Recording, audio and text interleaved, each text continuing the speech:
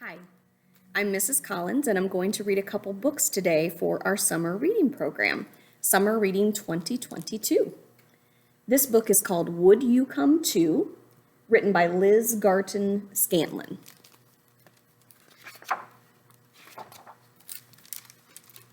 If we were walls, we'd have windows, and we'd throw them open wide. If we were the wind, we'd blow on in and invite everybody outside. He says, "Can you come out to play?" If we were a pond, we'd lap in the breeze. If we were tadpoles, we'd hatch. If we were a spring, we'd slip over the bank like a fish that is too quick to catch. If we were a bank, we'd be muddy, home to both mayflies and snails. Muddy enough for mud pies, for twig boats with shimmery sails. If we were a nest, we'd be cozy, woven with feathers and streams. If we were eggs, we'd be safe there, hidden beneath pleated wings. If we were birds, we'd eat berries and scatter the seeds sweet and bright. If we were seeds, we'd be hopeful, reaching for water and light. If we were a creek, we would hurry. If we were rocks, we'd sit still. If we were frogs, we'd rest on the rocks. We'd sing with a croak and a trill. If we were twig boats, we'd wander from backwash to eddy to log.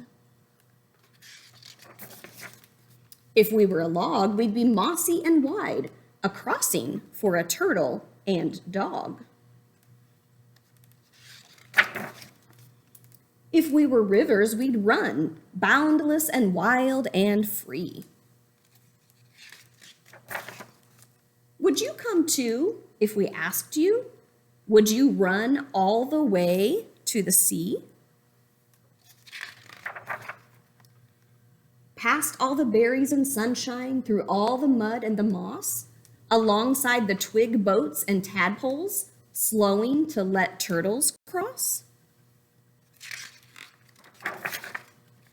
We would meander like water. We'd tiptoe and switch back and roam. Until the day turned to darkness and the birdsong carried us home. And that is the end of Would You Come Too? We have this book at our library.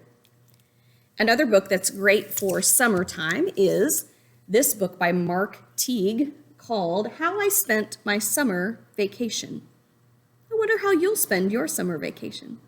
Hopefully you'll do some reading, right? How I Spent My Summer Vacation. This story is written by this boy here. His name is Wallace. And let's see what he does on his summer vacation. When summer began, I headed out west. My parents had told me I needed a rest. Your imagination, they said, is getting too wild. It will do you some good to relax for a while. So they put me aboard a westbound train to visit Aunt Fern in her house on the plains. But I was captured by cowboys, a wild-looking crowd. Their manners were rough and their voices were loud. I'm trying to get to my aunt's house, I said, but they carried me off to their cow camp instead.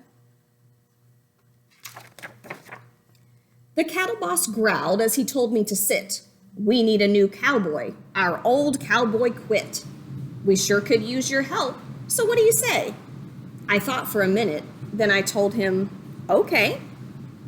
Then I wrote to Aunt Fern so she'd know where I'd gone. I said not to worry. I wouldn't be long. Here's his postcard. It says, "Dear Aunt, captured by cowboys. Don't worry. See you soon. Love, Wallace. That night I was given a new set of clothes. Soon I looked like a wrangler from my head to my toes. But there's more to a cowboy than boots and a hat. I found out the next day and the day after that. Each day I discovered some new cowboy tricks, from roping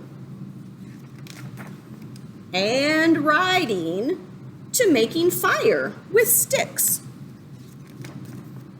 Slowly the word spread all over the land that Wrangler Kid Bleff is a first-rate cowhand. The day finally came when the roundup was through. Aunt Fern called, "Come on over, bring your cowboys with you."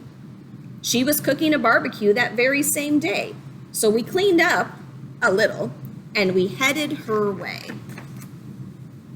The food was delicious, there was plenty to eat, and the band that was playing just couldn't be beat. But suddenly I noticed a terrible sight. The cattle were stirring and stamping with fright. It's a scene I'll remember till my very last day. "They're gonna stampede," I heard somebody say. Just then they came charging. They charged right at me. I looked for a hiding place, a rock or a tree. What I found was a tablecloth spread out on the ground. So I turned like a matador and spun it around. It was a new kind of cowboying, a fantastic display. The cattle were frightened and stampeded away.